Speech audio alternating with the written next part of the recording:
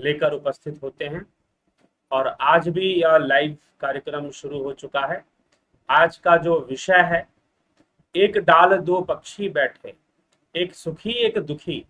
श्वेतास्त्र उपनिषद से 17वां 17th lecture है ये, और आप इस पर जरूर विचार करें। इस श्लोक के माध्यम से श्वेतास्त्र उपनिषद के श्लोक इस विषय में क्या चर्चा करते हैं, कैसे चर्चा करते हैं, आज हम उस पर चिंतन करेंगे, मनन करेंगे। सबसे पहली बात, ये दो पक्षी बैठे, एक वृक्ष पर दो पक्षी बैठे हुए हैं। तो यह चर्चा पहले भी उपनिषदों में हो चुकी है। मुंडक उपनिषद में, मुंडकोपनिषद में इसकी चर्चा एक बार हो चुकी है कि दो पक्षी हैं, लेकिन वहां पर थोड़ा सा संदर्भ अलग है, यहां थोड़ा संदर्भ अलग है। तो दो प्रकार के जीव होते हैं, दो प्रकार के जीव होते हैं। यह बात तो पहले ही बता दिया गया है, पहले ही ये बात कह दिया गया है कि दो प्रकार के जीव होते हैं। पिछले श्लोक में ही, कल के चर्चा में ही ये आपने सुना। क्या सुना? अजामेका लोहित शुक्ल कृष्णाम बहवी प्रजा सृजामानाम स्वरूपा अजो हेको जुष्माणो अनुशेते जहत्यनाम भुक्त भोगाम जो अन्यः। अपने ही सदृश अर्थात त्रिगुणमय बहुत से भूत समुदायों को रचने वाली लाल, सफेद और काले रंग की अर्थात त्रिगुणी माया। सफेद से सतोगुण है, लाल से रजोगुण है और काले से तमोगुण है। इनको रचने वाली इस माया के अंदर दो प्रकार के जीव रहते हैं।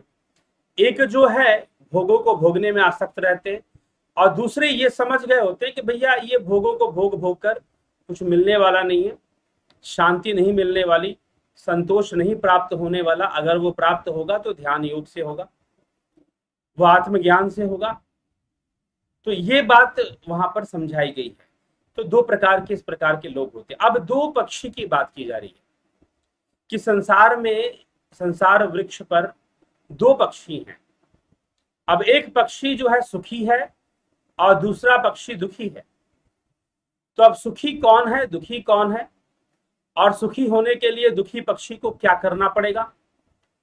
अगर मान लो जो पक्षी दुखी है, अगर वह सुखी होना चाहता है, तो सुखी होने के लिए उसे क्या करना पड़ेगा, क्या उपाय अपनाना पड़ेगा? तो इन सब बातों पर विचार होता है और यह सारी बातें यहां पर विचारणीय है।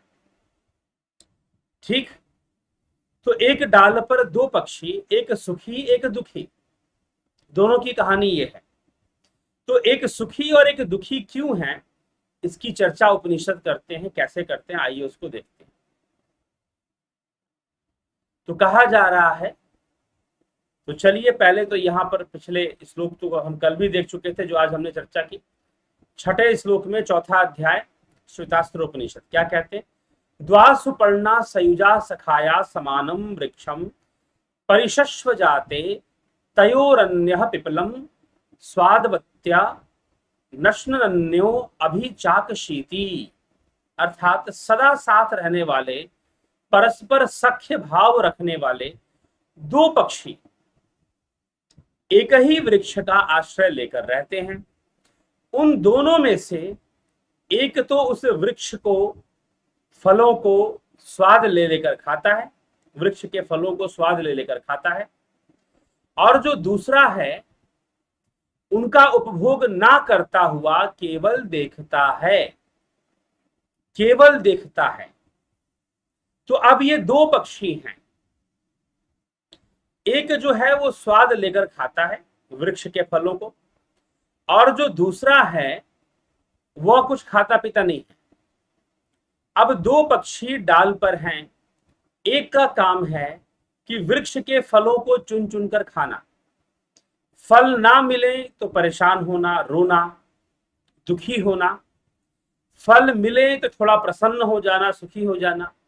अब उसमें से भी कुछ फल मीठे मिले, कुछ फल खट्टे और तीखे मिले, कुछ फल मीठे मिले, कुछ फल खट्टे और तीखे मिले, तो अब उसके लिए परेशान हो जाना।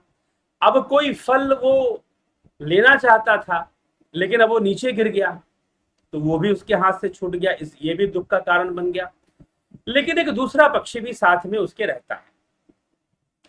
और देखिए अब इसको अच्छे से समझिएगा, क्या क्या कहा जा रहा है, क्या क्या कहा जा रहा है इस श्लोक के अंदर। जो बातें बताई जा रही है उसको एक बार फिर से ध्यान से सुनिए। सयुजा, सयुजा मतलब जुड़वा, सदा साथ रहने वाले, परस्पर सखाया, परस्पर सख्य भाव वाले, मतलब वो दोनों एक दूसरे के शत्रु नहीं है, परम मित्र हैं। द्वा सुपर्णा, सुपर्णा माने पक्षी, दो पक्षी रखते हैं। सयुजा अर्थात सदा साथ रहने वाले, अलग अलग नहीं रहते। और सखा भाव वाले, वो एक दूसरे के सखा हैं, एक दूसरे के मित्र हैं। अभी मित्रता दिवस कुछ लोग मना रहे थे, फ्रेंडशिप डे वगैरह कुछ लोग हैं, सुनने में आया कि कोई फ्रेंडशिप डे आया था ना, परसों था ना शायद, कल था, ऐसे कुछ था, तो सेलिब्रेट कर रहे थे। मुझे भी कुछ कुछ मैसेजेस आए थे। तो अब ये दोनों सखा हैं, दोनों एक दूसरे के परम मित्र हैं, सयुजा हैं, जुड़वे की तरह हैं, दोनों एक साथ रहते हैं, एक ही वृक्ष पर रहते हैं। लेकिन एक जो है वृक्ष के फलों का उपभोग करने वाला है।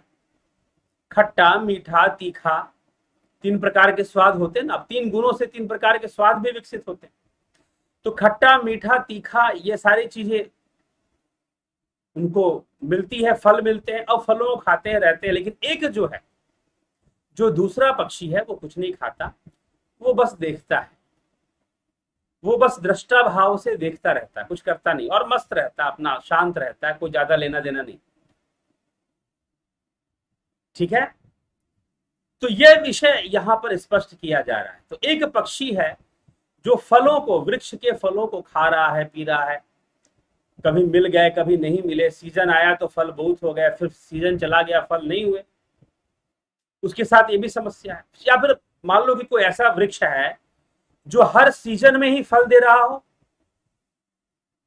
हर सीजन में ही मान लो वो फल दे रहा हो, ठीक है, ऐसा भी कोई वृक्ष हो सकता है ना, तो वो भी है। तो उसमें भी कभी कम, कभी ज्यादा, कभी खट्टा, कभी मीठा, कभी तीखा, कभी फल नीचे गिर गए, कभी कुछ डाल पे रहे, तो मिला नहीं मिला, ये चलता है। उसके हिसाब से वो सुखी होता है, दुखी होता है, कभी रोता है, कभी हंसता है।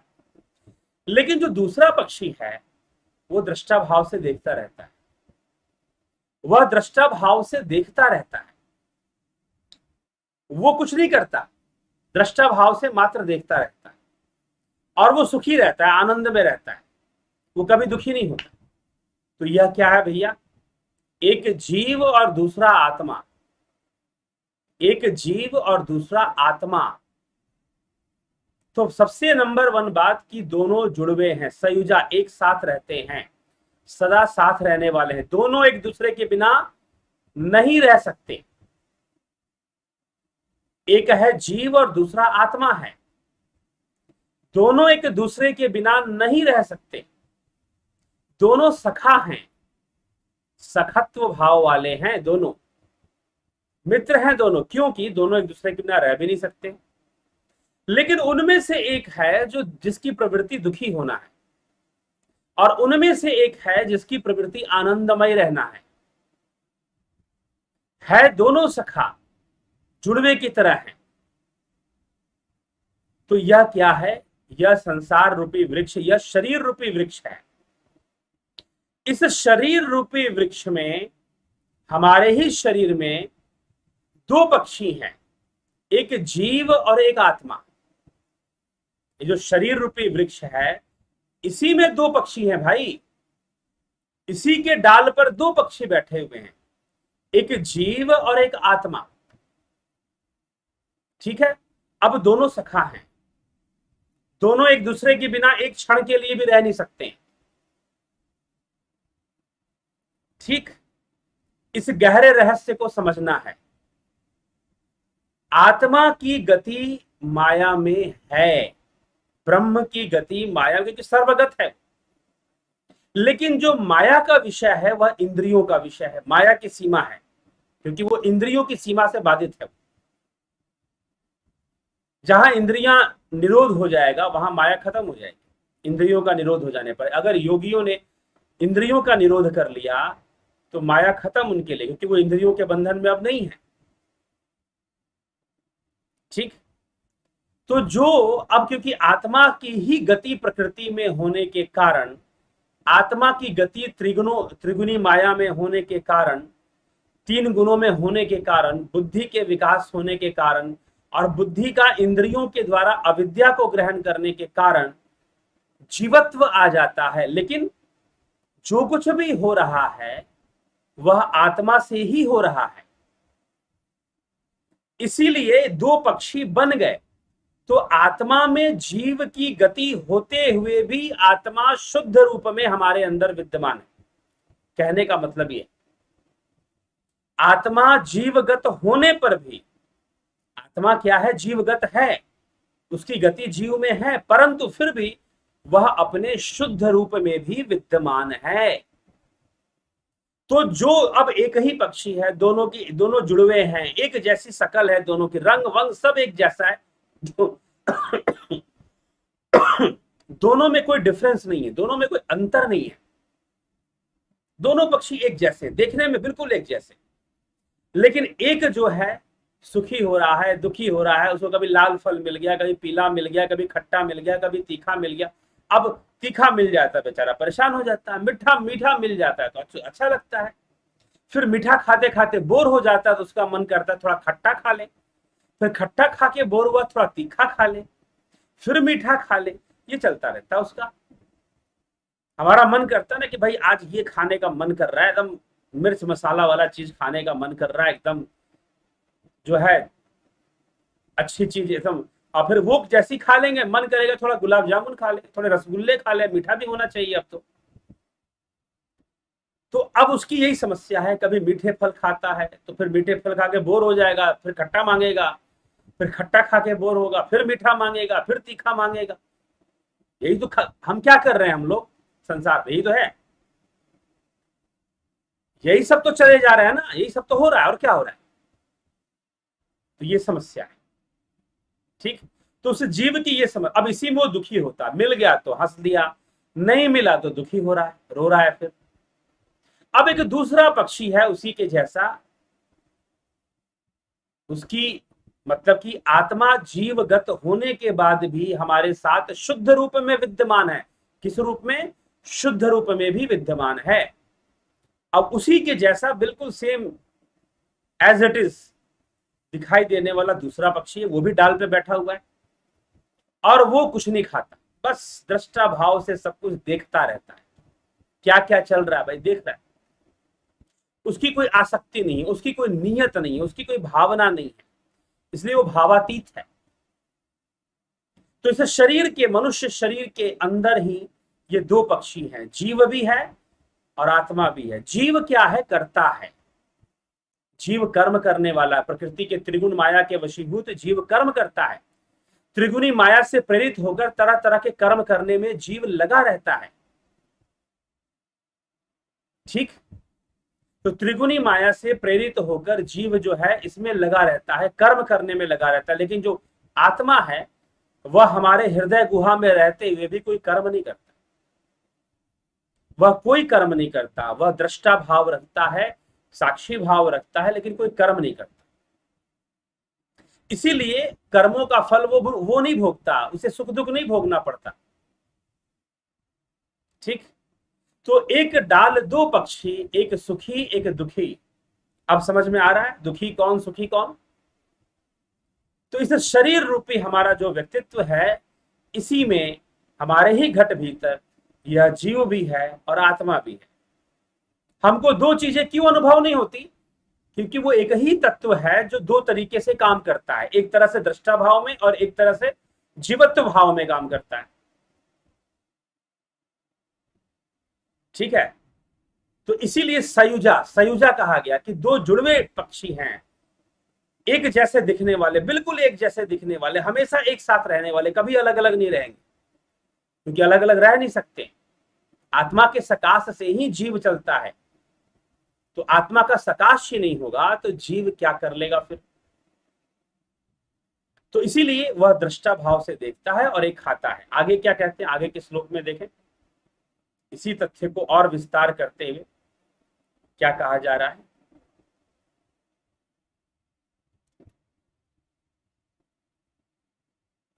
समाने वृक्षे पुरुषो निमग्नो अनीशया सोचती मुह्यमाना जुष्टम यदा पश्यति अन्यमीश मत्स्य महिमान मीति वीत शोक। पूर्वोक्त शरीर रूप एक ही वृक्ष पर रहना, अब यहां पर बताया जा रहा है शरीर रूप ही वृक्ष है, एक ही वृक्ष पर रहने वाला जीवात्मा गहरी आसक्ति में डूबा हुआ है और असमर्थ होने के कारण मोहित हुआ, शोक रहता हुआ, जब भक्तों द्वारा नित्य सेवित अपने से भिन्न परमेश्वर को, उसकी आश्चर्यमयी महिमा को प्रत्यक्ष देख लेता है, तब सर्वथा शोक रहित हो जाता है। अब उस जीव की गति के लिए बताया जा रहा है कि भैया अब जीव का जो दुख है, जीव का जो दुख है वह क्या है?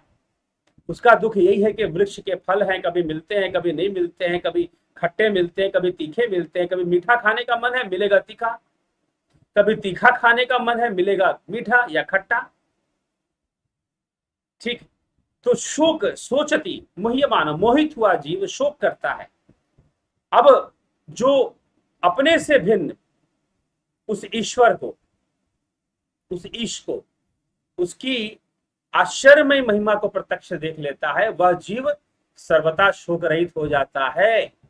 एको वशी सर्वभूतांतरात्मा एकम रूपम बहुधा यह करोति तमात्मस्थम ये अनुपश्यन्ति धीरा, ये अनुपश्यन्ति धीरा स्तेषाम सुखम शाश्वतम नेत्रेषाम, कि एको वशी, उस एक के वश में ही सारी भूतात्माएं हैं।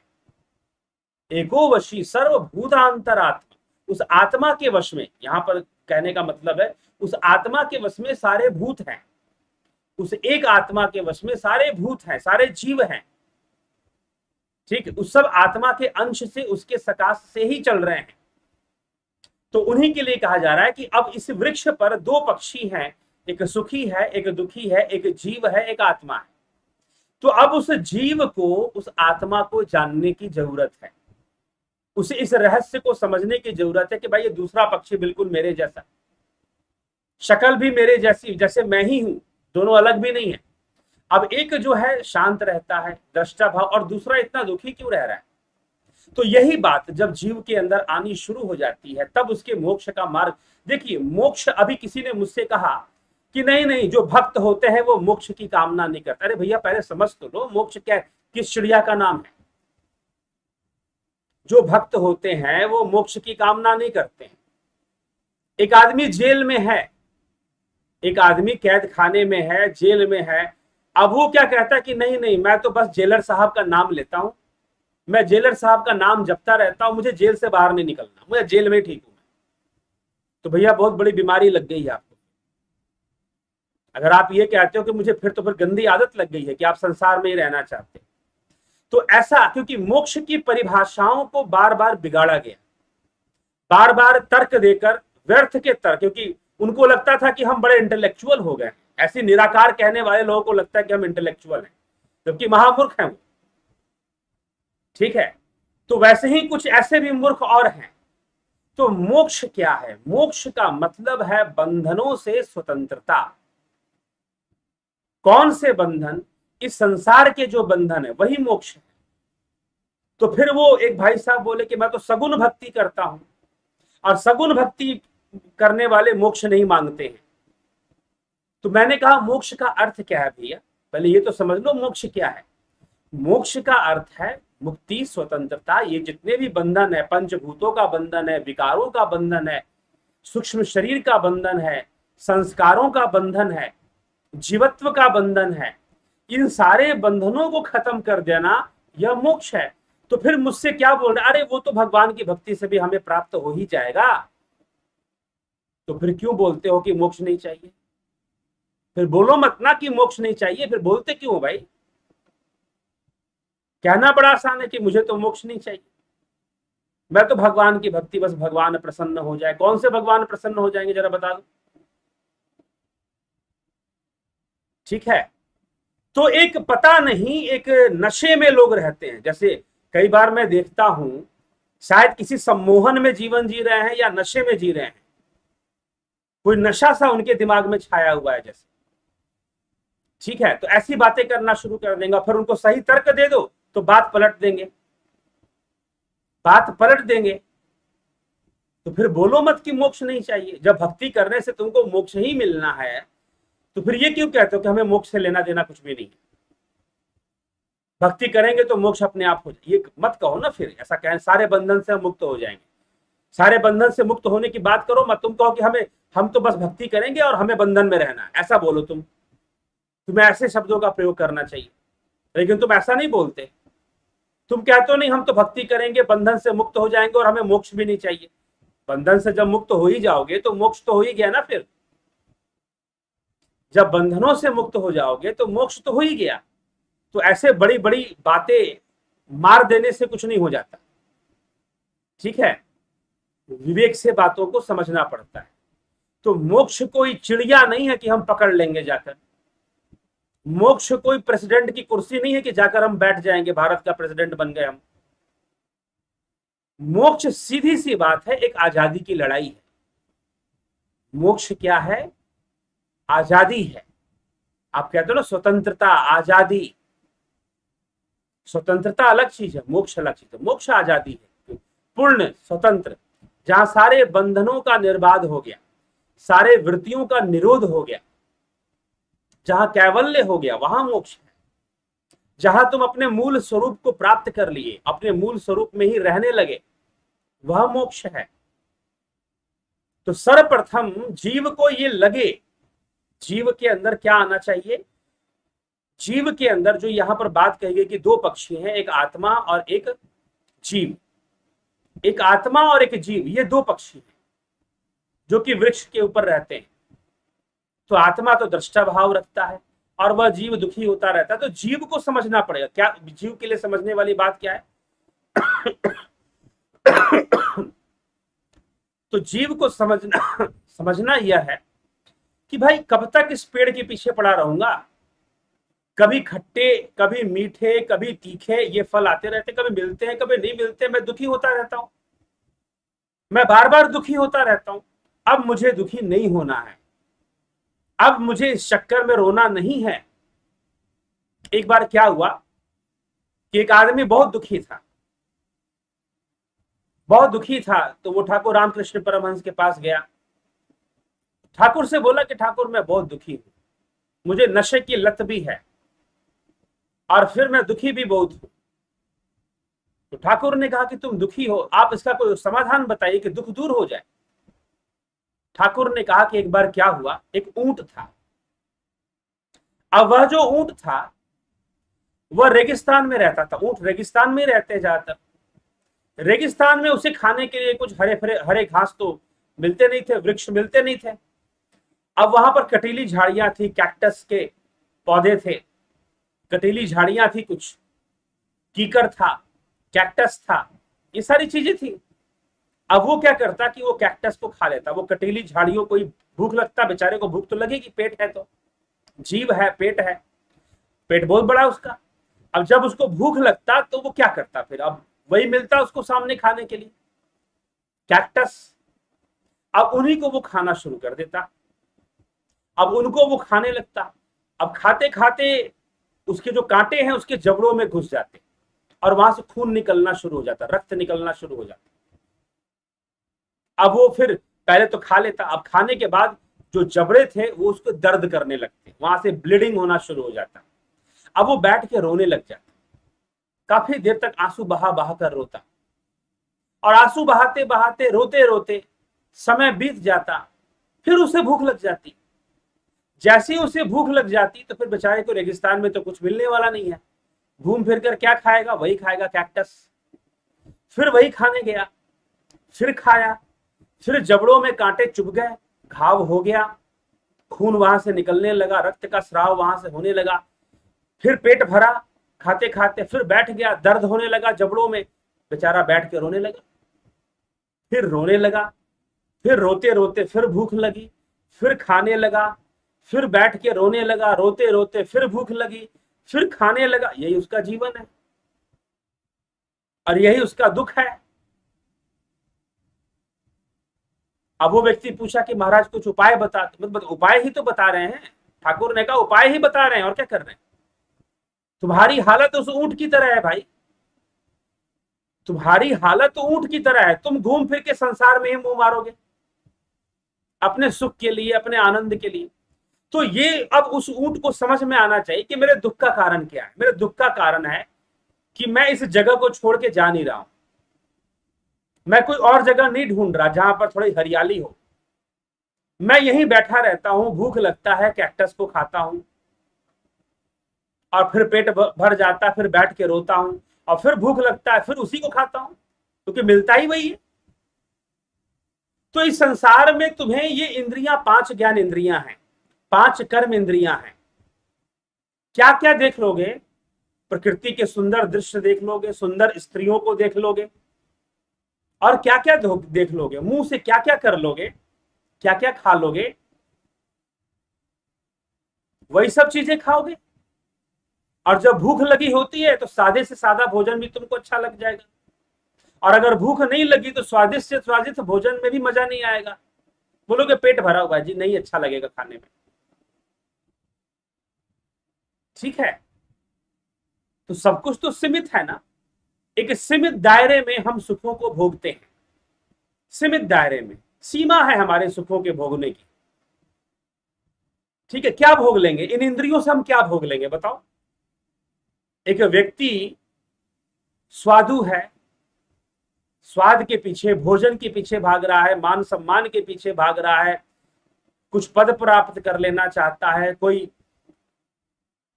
उच्च कोटि का पुरुष, धनवान, कोई स्त्री धनवान पुरुष को प्राप्त कर लेना चाहती, कोई पुरुष स्त्री को प्राप्त कर लेना चाहता है। घुमा फिराकर क्या है? घुमा फिराकर चॉइसेस जो हैं एक जैसी हैं लोगों की, क्योंकि इंद्रियां एक जैसी है, इंद्रियों की सीमा एक जैसी है, इंद्रियों की अपनी लिमिटेशंस हैं।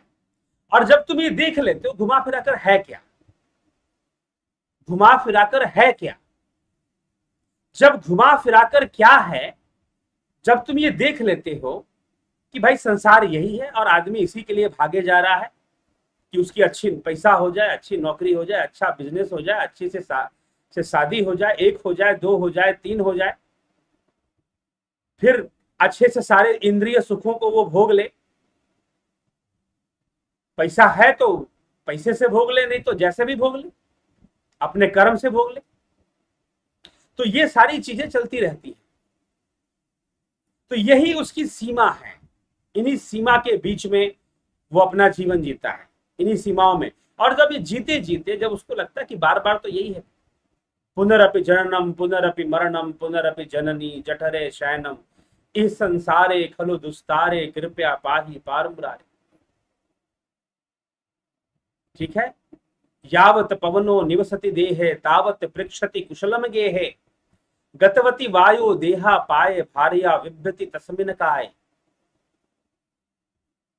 ठीक है, जब तक प्राणवायु चल रहे हैं तब तक घर में सब कुशल पूछते हैं, जैसे ही प्राणवायु निकल जाते हैं तो भार्या भी इस शरीर को स्पर्श नहीं करती। तो ये गति होती है, स्थिति बन जाती है। तो ये दिनमपि रजनी सायं प्रातः शिशिर वसंतो पुनरायात काल क्रीडति गच्छति आयु तदपि न मुंचति आशा वायु। आदि गुरु शंकराचार्य कहते हैं भज गोविंदम स्तोत्र में, भज गोविंदम भज गोविंदम गोविंदम भज मूढ़मते संप्राप्ते सनहित काले नहीं नहीं रक्षति डुक्रिन करने। दिनमपि रजनी सायं प्रातः शिशिर वसंत पुनरायात, कि सुबह होती थी, शाम होती थी, जिंदगी यूं ही तमाम होती थी। सुबह होती थी, शाम होती थी, जिंदगी यूं ही तमाम होती थी। दिनमपि रजनी सायं प्रातः, दिन होना, फिर रजनी मतलब रात होना, सायं प्रातः शाम होना, सुबह होना, शिशिर वसंत पुनरायात, शिशिर वसंत एक के बाद एक ऋतुएं बदलती रहती हैं, रोज दिन होता है, रोज रात होती है, हम सोते हैं, उठते हैं, शौच जाते हैं, नित्य कर्म करते हैं, भोजन करते हैं, खाते हैं, काम में लग जाते हैं, कमाते हैं, कमाकर फिर खाते हैं, बिल्डिंग बनाते हैं, रुतबा बनाते हैं, बहुत कुछ आदमी और क्या करता है बताइए? क्या चॉइसेस हैं उसके पास? तो जब ये समझ में आना शुरू हो जाए कि भाई अब इसमें देखिए कैटेगरी बनती, योगियों की कैटेगरी होती है। एक तो भोगी है जो इस तरफ ध्यान ही नहीं देता बिल्कुल, वो तो बस लगा हुआ है कैसे भी भोगों को पूरा भोग ले, और बेचारा बाद में रोगी हो जाता है, शरीर से भी रोगी हो जाता है, खा खाकर रोगी हो जाता है। ठीक है, पीछे एक आदमी मुझको मिला, वो बोलता है कि अगर मैं हफ्ते में 2 बार चिकन ना खाऊं तो मुझे बेचैनी होनी शुरू हो जाती है, मैं तो खा ले तो बढ़िया से रोगी वोगी हो जा तब। अब रोगी होने लगा तब ध्यान में आया कि भाई नेचुरोपैथी करनी चाहिए। मैंने कहा कि नेचुरोपैथी किया करो तो तुम्हारा शरीर ठीक होगा। तो अब जो है रोगी रोगी होना शुरू कर देता है आदमी पे खा खा कर। तो ये चीजें हैं, ये जीवन है। तो इस प्रकार से समय बस यही चॉइसेस है, क्या होगा, पेट है, खाना भी तो एक बंधन है ना पूरा। देखो पूरे शरीर में एक ही रास्ता है जहां से भोजन डाल सकते। तुमको लगता है कि ये वरदान है, वरदान नहीं है, सजा है। एक ही रास्ता है जहां से तुम अपने स्वादिष्ट व्यंजनों को मुंह में पेट में डाल सकते हो। अगर इसमें छाला पड़ गया, कुछ प्रॉब्लम आ गई, तो डॉक्टर क्या करेगा, यहां पर छेद कर कर नली डालकर फूड डालेगा, फिर गले की नली से फूड डालता है आपको जिंदा रखने के लिए। एक ही रास्ता है जिससे तुम अपना भोजन डाल सकते हो। तुमको लगता है स्वतंत्रता, जी नहीं, ये तो कैद खाना है, ये शरीर तो कैद खाना है, अनेकों बंधन है इसमें, अनेकों कष्टों का कारण है। ठीक है, तो ये तो एक जेल में, आप तो जेल में बैठे हुए हो, सच्चाई ये है। जैसे जेल में क्या होता है कि कैदियों को भोजन नीचे से सरका दिया जाता है, लो भाई खा लो। एक ही तरीका है, यहां पर आपके पास भी एक ही रास्ता है, इसी से भोजन डालोगे, दूसरा कोई 2-4 मुंह तो है नहीं कि आप यहां से भी डाल लो वहां से भी डाल लो, और 2-4 पेट भी नहीं है कि इधर से भी भर लो उधर से भी भर लो। तो ये शरीर तो अपने आप में कैद खाना है, एक अपने आप में जेल है, सीमित है। अब 2 आंखें सामने देखती है, पीछे कोई आंख नहीं है, पीछे कोई आंख नहीं है, कितना अच्छा होता, पीछे भी 2 आंखें होती, लेकिन सामने ही देख सकते। चलो, तो ये सारी चीजें, कई चीज, लेकिन ठीक है, आदमी उसी में खुश रहता है, उसी में खुश रहता है, लेकिन खुश रहने में नहीं है, उसको कम से कम इतना समझ में आना चाहिए कि उसके दुख का कारण क्या है। तो अब एक प्रकार के योगी होते हैं, महर्षि अरविंद ने उस प्रकार के योगियों का वर्णन किया है। एक महर्षि अरविंद घोष का नाम आपने सुना ही होगा, स्वतंत्रता सेनानी भी हुए वो। उन्होंने अपनी अपूर्व चेतना में, चेतना की अपूर्व यात्रा, उसमें उन्होंने खंडित व्यक्तित्व के बारे में, कि योगियों का एक ऐसा स्टेज होता है जब आप योगी, आपको पता सब है कि ये सही है और ये गलत है, आपको पता है कि ये हम संसार के बंधन में हैं, हम प्रकृति के बंधन में अपना जीवन जी रहे हैं, और इस संसार में हम कभी भी पूरी तरह से सुखी होने वाले नहीं हैं। कितने भी अच्छे से अच्छा भोजन कर लें, हमें अच्छे से अच्छे धन वैभव मिल जाए, बंगला गाड़ी मिल जाए, सुंदर पत्नी मिल जाए, सारी चीजें मिल जाए, फिर भी हम संतुष्ट हो जाएंगे, ये बात कभी होने वाली नहीं है। ये आपको समझ में आ जाए। जिस दिन ये बात समझ में आ जाएगा कि संतोष तो नहीं मिलने वाला, इन सारी चीजें अगर ना भी मिले तो दुख है ही, और अगर मिल भी गई तो भी संतुष्ट हम होने वाले नहीं हैं। हमें आध्यात्मिक मार्ग पर आगे बढ़ना ही बढ़ना है, दूसरा कोई विकल्प, दूसरा कोई रास्ता हमारे सामने नहीं है। तो वो योगी अपनी यात्रा शुरू कर देते हैं, भले अभी भी उनके अंदर आसक्तियां बनी रहती हैं। ऐसी बात नहीं कि उनकी आसक्तियां खत्म हो जाती हैं, आसक्तियां बनी रहती हैं, लेकिन उनके अंदर ये समझ विकसित हो जाती है कि मुझे इस रास्ते पे जाना है। भले मेरा मन अभी भी आकर्षित होता है संसार के विषयों के प्रति, लेकिन मुझे उस रास्ते पर ही जाना है, यही मेरे जीवन का सत्य है। क्योंकि रास्ता तो, सच्चाई तो उसी में है, कल्याण तो उसी रास्ते में है, इस रास्ते में नहीं है। लेकिन अभी भी पूर्व जन्मों के कई संस्कारों के कारण आसक्ति तो बनी हुई, लेकिन बात पूरी समझ में आ चुकी है कि इस रास्ते पर जाना है, तो बस उस पर चल पड़ो। चलना ही महत्वपूर्ण है और कोई दूसरा नहीं चलेगा, खुद ही चलोगे। ठीक है, तो चलना ही महत्वपूर्ण है। तो वही उस जीव के बारे में इस श्लोक में समझाया जा रहा है कि उस जीव को करना क्या है। उस जीव को पेड़ के फलों की ओर ना देखकर उस एक आत्मा की ओर देखना है।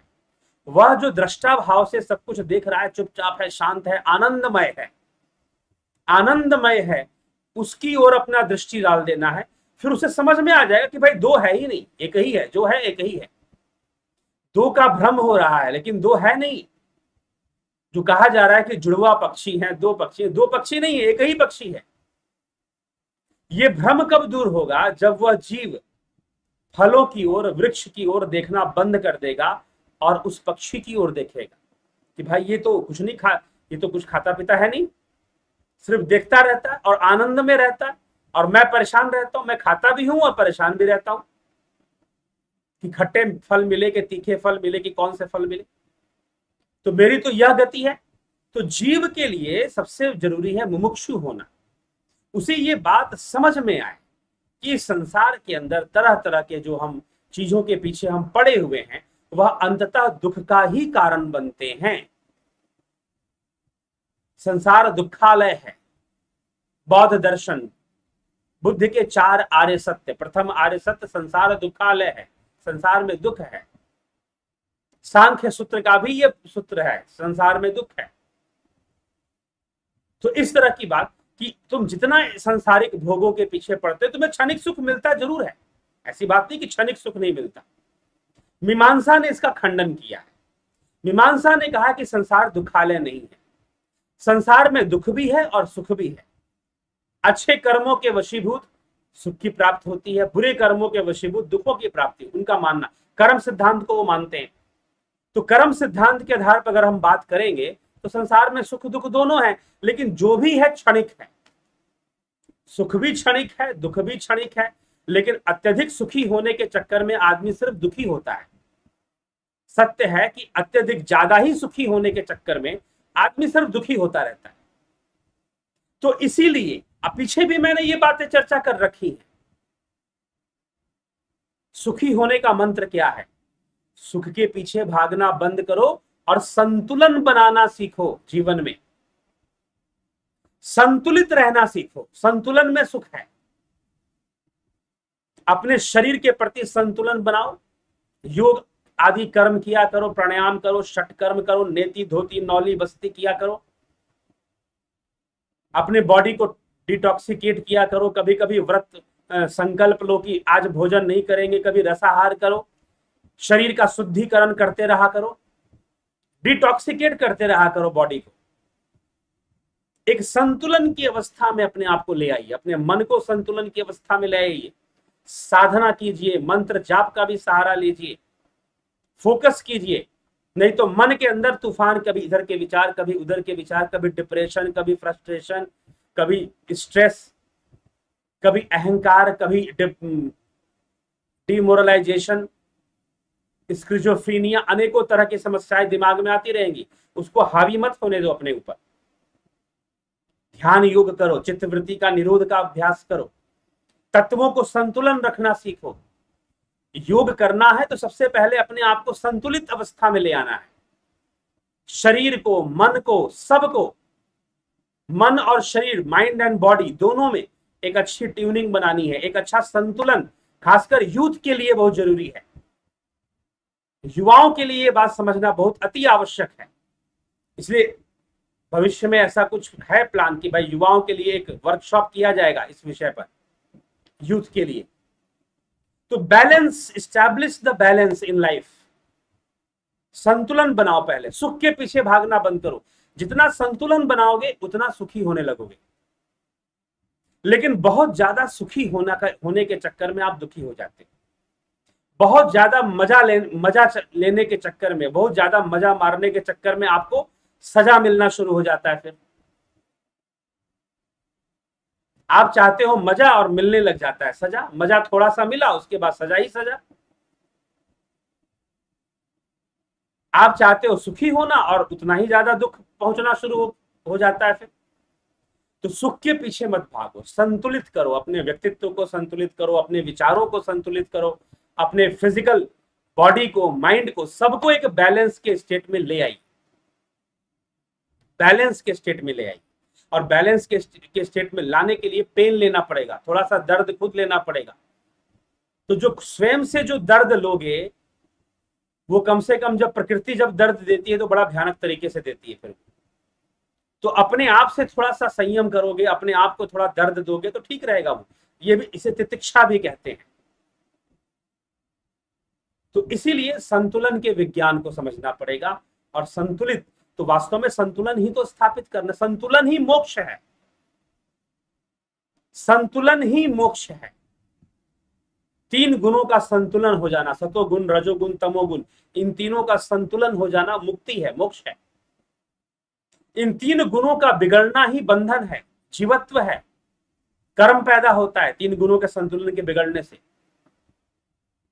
श्वासें चल रही हैं, असंतुलन के कारण चल रही हैं, सृष्टि हो रही है, असंतुलन के कारण हो रही है। ठीक है। प्राणायाम करोगे, प्रणव साधना करोगे, प्रणव क्रिया करोगे, प्राणायाम करोगे, तो क्या होगा, ये जो श्वासें हैं ये संतुलित हो जाएंगी। और जैसे संतुलित हो जाएंगी, ऐसा लगेगा जैसे रुक गई, चल ही नहीं रही। तो ध्यान योग क्या करता है, आपको संतुलन की अवस्था में ले जाता है, बैलेंस स्टेट में ले जाता है। आज किसी ने बताया मुझे, फोन कर कहा कि आपके द्वारा उन्होंने सदस्यता ले रखी है, कहा कि आपके द्वारा ये जो बताया गया ये प्रणव, इसको मैंने किया और मुझे इतनी शांति मिली कि कुछ देर के लिए मेरे श्वासें भी एकदम स्थिर हो गई, रुक गई। और उसका जो प्रभाव है सारा दिन मैंने अनुभव किया, अपना काम करते हुए, अपना ऑफिस वर्क करते हुए, अपने काम को करते हुए भी मैंने सारा दिन उसके प्रभाव को मैं अनुभव करता रहा। तो संतुलन में आना, जितना हम संतुलित होंगे उतना ही सुखी होते जाएंगे, उतना आनंद का अनुभव करते जाएंगे। बस इस फिलॉसफी, इस सिद्धांत को, संतुलन के सिद्धांत को समझने की आवश्यकता है। अगर सुखी होना है तो जीव की गलती कि वह फलों के पीछे भाग रहा है, अगर वो उस पक्षी को देखे कि जो दृष्टा भाव से देखता है, उस आत्मा की ओर अगर अपनी गति कर दे, अंतर्मुखी अपनी गति कर दे, तो जीवन में संतुलन बनना शुरू हो जाएगा। और फिर आध्यात्मिक जीवन और भौतिक जीवन दोनों का, हम इतने ज्यादा फिजिकल वर्ल्ड में इंगेज हो जाते हैं, मटेरियल वर्ल्ड में, पदार्थवादी, हम अपने इतना ज्यादा मटेरियल वर्ल्ड में इंगेज हैं कि हमने आध्यात्मिक जीवन को छोड़ दिया। जब हम थोड़ा सा स्पिरिचुअल होंगे तो मटेरियल और स्पिरिचुअल वर्ल्ड दोनों का भी एक बैलेंस बनेगा, तो वहां पर भी हमें शांति मिलेगी, वहां हमारे संसार के काम भी अच्छे से चलेंगे, फिर बेहतरीन तरीके से चलेंगे। तो इसलिए ये सब ध्यान योग के फायदे हैं, ध्यान योग करने के ये लाभ हैं। इसलिए 11 तारीख से ध्यान योग का कोर्स शुरू हो रहा है, ज्वाइन करिए और अपने जीवन को सुखी बनाइए। ठीक है, आत्मा की ओर अपनी गति बनाइए, आध्यात्मिक गति होगी तो एक संतुलन, एक बैलेंस डेवलप होगा हमारे जीवन में, लाइफ में। ठीक है तो ये चीज है, तो इसको आप समझें, ध्यान रखें और समझ कर चलें, तो निश्चय ही आप लाभान्वित होंगे, अपने जीवन में लाभान्वित होंगे। ध्यान योग आदि की क्रियाएं सीखें, जानें और उसको करें, अभ्यास करें। चलिए, पर्याप्त है आज के लिए। अब कुछ आपके कमेंट्स भी देख लेते हैं, कौन क्या कह रहा है।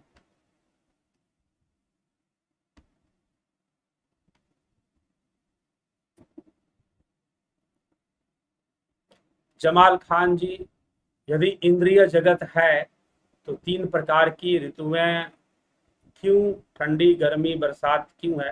हाँ, तो इंद्रिय जगत है तभी तो है। इनको अनुभव करने वाली कौन है? ठंडी, गर्मी, बरसात तो कौन अनुभव कर रहा है? इंद्रियां ही तो अनुभव कर रही हैं, और कौन कर रहा है? संतोष देवी, हरिओम जी, जगत नारायण परंतु जी, ठीक है। स्मिता सावंत जी, ओम तत्सत। विक्रम सिंह जी, संजय कंबाट जी, अंजू श्रीवास्तव जी, विश्व यात्री जी, ललित गर्ग जी, कन्हाई कुमार जी, रूप सिंह खींचर, जी, भीम सिंह मीना जी, इंद्रजीत जी, माधुरी कोल्हे जी, Kuldeep Singh, Saroj Krishnani, Ram Niwas Meena, Chittaranjan Barua. Please have a discussion on brahmachari and their ब्रह्ममय बिहेवियर समडे। हाँ, ये होगा होगा होगा, करेंगे। इंद्रजीत, गुरु ब्रह्मा गुरु विष्णु गुरुदेव महेश्वर। बानू भाई जेठवा जी, राजपाल जी, बानू भाई जेठवा, स्मृति रस्तोगी जी, बहुत अभिनंदन। संजय मोरे जी, महर्षि वीना जी, परम श्रद्धेय अभिनंदन है जी आपका। मनोरंजन फुगाट जी, जय श्री राम। एस के मिनहास जी, नमस्कार जी। प्रणील कुमार जी, प्रणील कुमार जी, मैं ये जानना चाहता हूँ कि कन्हैया कहता है अर्जुन मैं करता हूँ भी अकर्ता भी हूँ, आखिर ये कैसे होता है? कृपया। करता हूँ इसलिए क्योंकि प्रकृति उन्हीं के सकाश से काम करती है, और अकर्ता इसलिए क्योंकि वह आपके कर्मों में, जीव के कर्मों में कोई हस्तक्षेप नहीं करता। Rita Sharma ji, it was nice chatting with you on other day, you have cleared my many doubts, thanks and accept my small donation for your organisation. बहुत बहुत आभार आपका इस सहयोग के लिए। Thank you very much for your donation. Bhuvan Rai ji, अभिनंदन है। Pintu Vasava ji, Usha Srivastava ji, Usha Srivastava, Sudha Agarwal, most welcome. ज्योति दत्ता, राम प्रकाश, अर्जन चौहान, भरत छबलानी, जितेंद्र तनवर, कांतिलाल पटेल, प्रनील कुमार जी।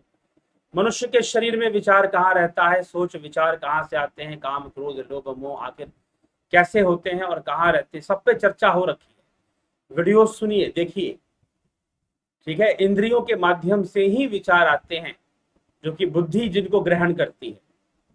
राम राम। जीवच मंडल जी, आपको बहुत बहुत। प्रनिल जी, गुरु जी, जब किसी को मोक्ष प्राप्त होता है तो उसका जीव क्या होता है? जीव रहता नहीं है फिर? क्या जीव अदृश्य होकर आत्मा में लीन हो जाता? आत्मा में लीन नहीं हो जाता, जीवत्व नष्ट हो जाता है। नष्ट होने का मतलब क्या है? आवरण। और आत्मा, कई तरह के आवरण, इंद्रियों का आवरण, चित्त का आवरण, संस्कारों का आवरण, कर्म का आवरण, अहंकार का आवरण, इन सब का आवरण और आत्मा, इसको मिलकर जीव बनता है। जब अहंकार नष्ट हो गया, इंद्रियों का निरोध हो गया, चित्तवृत्ति का निरोध हो गया, सारी चीजें हट गई, तो क्या बचा? शुद्ध आत्मा बचा। शेष वही शेष नाग है, वो शेष जो है वही बचा। आत्मा ही शेष बचता है अंत में। सबका निरोध हो जाने के बाद, जो महर्षि पतंजलि कहते हैं योगश्चित्त वृत्ति निरोधा, सबका निरोध हो जाने के बाद वह आत्मा ही तो बचने वाला है, और क्या बचेगा? उसी पर दुनिया टिकी है, वही असली में शेषनाग है। ठीक, तो वो आत्मा ही बचता है अंत में। लीन होने वाली भी बात यहां पर नहीं है। हाँ, लय है कि जीवत्व का लय हो जाता है आत्मा। ठीक, वो अपना वही हो जाता है, वो आत्मा ही हो जाता है। प्रनील कुमार, मेरा मन बहुत सारे सवाल है, कृपया मुझे माफ करना यदि मुझसे कोई गलती। ठीक है, कोई दिक्कत नहीं। सत सत आत्मा से आपको। अमृतपाल सिंह जी, गुरु जी को टिप। क्या वृत्तियों का होता है या स्मृतियों का होता है? पुनर्जन्म वृत्तियों का होता है या स्मृतियों का होता है? ठीक। और दूसरी बात, सूक्ष्म शरीर कौन से आकाश के सहारे यात्रा करता है? क्या इस आकाश के भीतर भी कोई यूनिवर्सल कॉन्शियस है? बिल्कुल, आत्मा है उसके भीतर, क्यों नहीं? आत्मा तो सर्वव्यापी रूप में है ही। ठीक है, तो पुनर्जन्म वृत्तियों का होता है, स्मृतियों का होता है? दोनों का होता है भाई। स्मृतियां भी होती हैं, वृत्तियां क्या है? संस्कार। वृत्तियां संस्कार रूप में हमारे साथ रहती हैं, और स्मृतियां कर्म रूप में रहती हैं, संचित रूप में रहती हैं। तो दोनों का ही होता है। और दूसरी बात, सूक्ष्म शरीर कौन से आकाश के सहारे? उदान वायु के सहारे गमन कर जाता है। उदान वायु के सहारे वह इस शरीर को त्यागता है। यह जो स्थूल देह है, उसमें जो उदान वायु है, उदान वायु के सहारे वो इसको छोड़ता है। ठीक है, और वह उसके अंदर चिदाकाश होता है।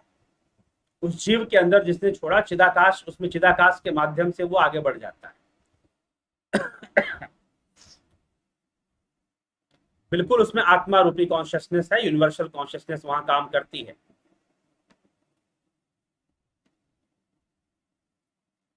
ठीक, यह समझ लें।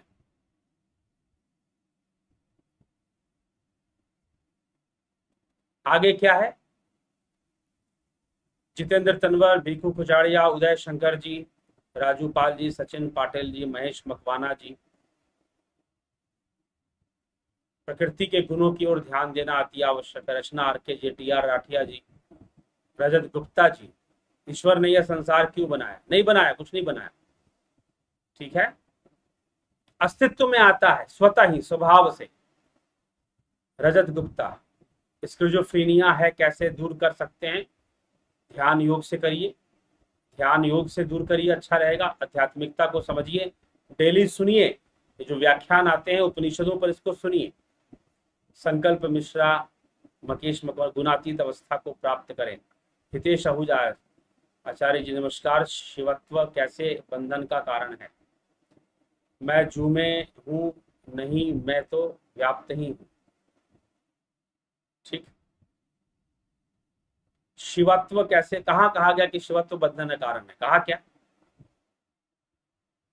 परमात्मा से जीवात्मा की उत्पत्ति कैसे हुई? कर्म की उत्पत्ति कैसे हुई? जीवात्मा की उत्पत्ति परमात्मा प्रकृति से हुई है, और परमात्मा अपने आप में परमात्मा है। गुरु जी प्रणाम। गुरु जी, जीवन का औचित्य या परम लक्ष्य क्या है? स्वयं को सुखी करना जीवन का परम लक्ष्य क्या है? प्रणल कुमार जी धन्यवाद। जीवन का परम लक्ष्य है स्वयं को सुखी करना, स्वयं को आनंदमयी बनाना। लक्ष्य तो सही है, रास्ते गलत हैं। लक्ष्य सही है, कौन नहीं सुखी होना चाहता? कौन नहीं जीवन को आनंद से भरना चाहता? ठीक है, सुखी कौन नहीं होना चाहता और कौन नहीं जीवन को आनंद से भरना चाहता, ये बता दो। प्रत्येक व्यक्ति सुखी होना चाहता है और प्रत्येक व्यक्ति जीवन को आनंद से भरना चाहता है, लेकिन रास्ते गलत हैं। एक तो जो गलत रास्ता है वो तो बना ही रहता है हमेशा, लेकिन थोड़ा सही रास्ते पर चलने की जरूरत है, तो अपने आप चीजें बदलने लगेगी।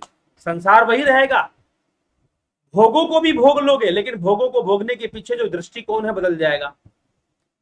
भोगों को भोगने के पीछे जो सोच है वो बदल जाएगा। बस ये फर्क आने वाला है।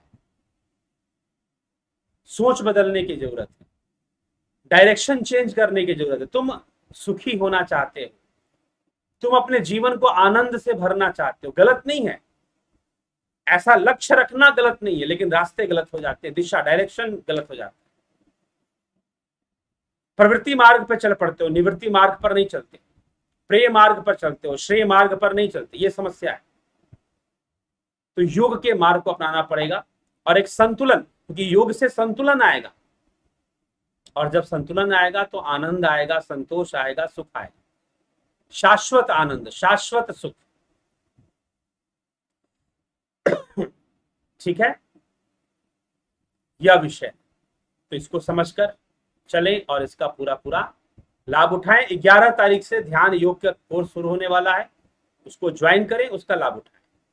तो चलिए जिज्ञासु, इसी के साथ आज के व्याख्यान को, आज के इस सभा को हम यहाँ पर विश्राम देंगे। कल फिर 9 बजे आगे बढ़ते हुए विषयों पर फिर से हम चर्चा करें। बहुत बहुत आभार आप सभी का इस कार्यक्रम में जुड़ने के लिए, इसे आगे बढ़ाने के लिए।